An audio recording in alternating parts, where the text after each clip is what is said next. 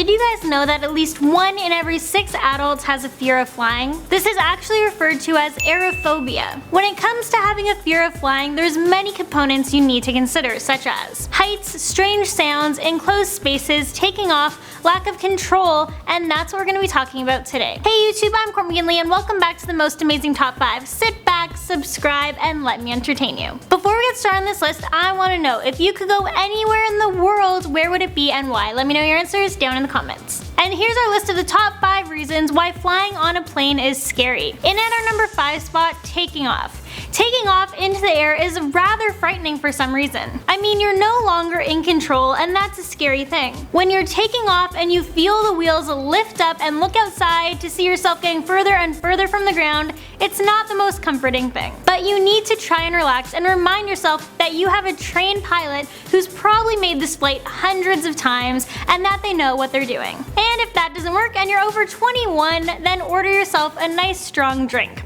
That should do the trick. Coming in our number 4 spot, heights. Alright, so we've already taken off and we're in the air. If you're scared of heights, then you're obviously not going to enjoy being on a plane. But sometimes, whether it be for work or family purposes, you just need to get on that plane. Some people have a clinical fear of flying and they are prescribed medication. But if you just have a fear of heights, then these most likely will not be accessible to you. But you could always check. But if not, then you can do things to try and distract yourself, such as watching a movie, reading a book, or having 1 or 2 more of those drinks we talked about in the previous point. Whatever helps, right? At number 3, turbulence. Yeah, this can frighten even the most confident flyer. I myself like to think I'm a confident flyer. I can sleep on a plane no problem. But I'm not a fan of turbulence. Yeah, there's nothing good about being thousands of feet in the air and shaking around. Not fun. But unfortunately, this is a pretty common thing that happens. Many different things can cause turbulence, but each of them is known and understood by the pilots flying our planes. Turbulence comes in different stages, such as light, moderate, and severe. When the turbulence is light to moderate, this doesn't faze pilots at all, as it's common to happen. On the other hand, the severe stage is extremely rare and sometimes will result in a plane having to make an emergency landing. Coming in our number 2 spot, terrorism. This is a fear that comes to people's minds when they think of flying. Unfortunately, commercial airlines and cargo aircrafts have been subject to bombs since the beginning of air travel. A lot of the early on bombings were for suicide purposes, or schemes for insurance money. But more recently, political and religious terrorism became the dominant motive.